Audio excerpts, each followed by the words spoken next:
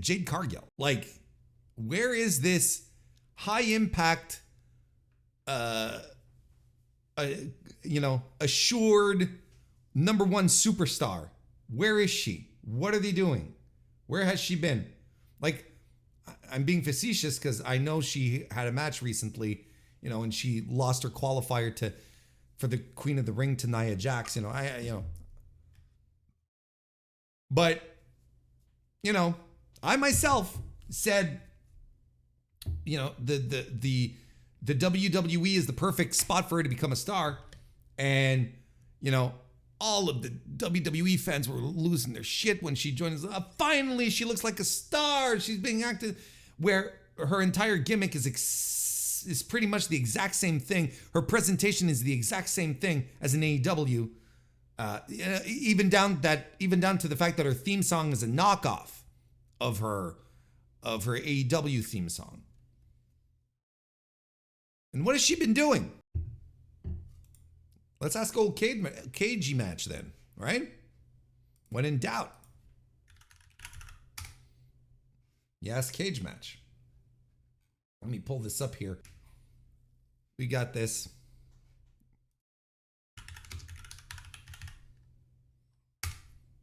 Put this up here. Jade Cargill. Okay. We'll go to matches. And let's sort this. Year 2024 for World Wrestling Entertainment. What was the other one? Oh, Chris Jericho's rocking.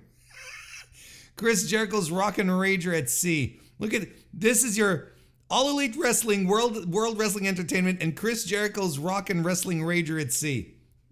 Those are some promotions, and I'm looking for singles matches. Okay, we know we've done the holy smokes.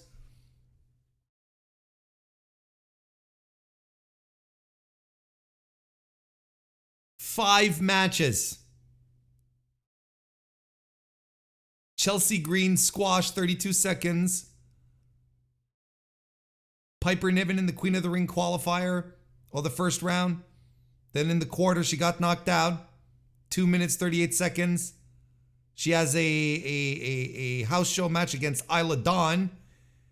And then she has a match with Alba Fire on last week's SmackDown, 2 minutes and 3 seconds. Do you think WWE has buyer's remorse? You think they're like, well, because I remember, and I'm sure you do too, the discussion, the discourse around it, and especially Triple H, was saying things to the effect that, we sent her to the PC because we want to give her time to get more seasoned or whatever. We want to train her the right way or whatever. Like he was taking some subtle shots, saying, AEW didn't know how to train her. We do in our multi-million-dollar facility that has pumped out innumerable superstars. We know how to do it, right? And they were so confident, and they were having her walk out of limousines and all of that. When's the last time Jade came out of a limousine? When's the last time she walked out of a limousine? And I'm not taking necessarily pleasure in this, right? Because I'm on record multiple times saying I hope Jade finds success in WWE because she has it is her best shot at becoming a superstar because they are better equipped to deal with a superstar, right? With someone with that type of potential. Where in AEW, you kind of have to know how to carry yourself in the ring to get yourself over. WWE fans don't care as much if you look cool walking out of a limousine. But I think WWE might be having some buyer's remorse here. I don't think they're all that excited about this. And even in the tag team situations where, such as Chad is talking about, she's been extremely sloppy. The WrestleMania match wasn't anything fantastic. I mean, look, like Chad says, Jade Cargill, she is what she thought. She is what we thought she was. And I mean, we tried to warn people, just like we tried to warn people with Pillman Jr. are like, well, y'all are excited because, oh, we took one off of AEW, but yeah. And then WWE does the usual thing. They'll get the flash in the pan attention and they'll hammer it home, right? Jade Cargill, star, blah, blah, blah. And then they put her forward and then they have her show up on NXT and then she's walking out of limousines and all of that. And Pillman Jr., they do, there's press articles about, his legacy and his dad and so on and so forth. And then when they actually have him show up on the show, they have him take the name of the guy who abused his mother, and he completely like tosses away his father's legacies. Like, I don't want anything to do with that. So you're like, what are we even doing here? There's no rhyme or reason. None of this makes sense. And Jade is supposed to be like this great revolution, but I think the realizing is that she can't work. She just can't work. And I've said it before, Jade is kind of at her age. And I'm not saying that she's old by any stretch of the imagination. She's 32, right? Yeah, she's 32. What you see is what you get with Jade at this stage in a wrestler's career. Who are the people who rated her 10 out of 10? Who are these 4 dorks who went on Cage Match and gave Jade Cargill 10 out of 10?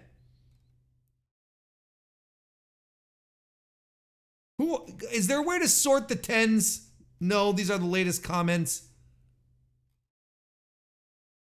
Who are these people?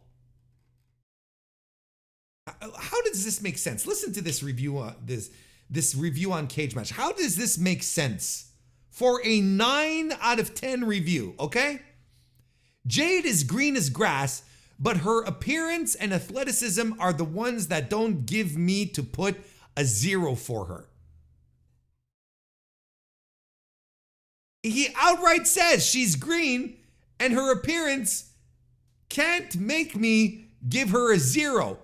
Well, you can give her a whole bunch of numbers before getting to 9. She also needs to train her promo skill, obviously. Her ring abilities is quite adequate for a rookie, but I think her work might be better if she begins to love her job. How is this a 9 out of 10 review? Oh, they're updates. Okay. So he's been updating his rating? When she quit AEW, let's update too. This is the most recent update I see now. When she quit AEW and came to WWE, she began intensive wrestling training. Oh, really? Really, pal? I had no doubt that Jade had the it factor. I just think Tony Khan doesn't care about Cargill's wrestling skill. A lot of people don't. And on Royal Rumble, she showed the fruits of labor. She did jack shit at Royal Rumble. She threw some people around. And then she got tossed. Like, oh, come on. Like, anyway, I want to know. Oh, here's a 10. Here's a 10 right here. Well, but this is a 2023 one. I don't want to. It's too far back.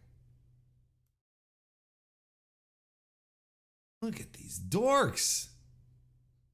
Like, I think the 0s are unfair. Or the 1s.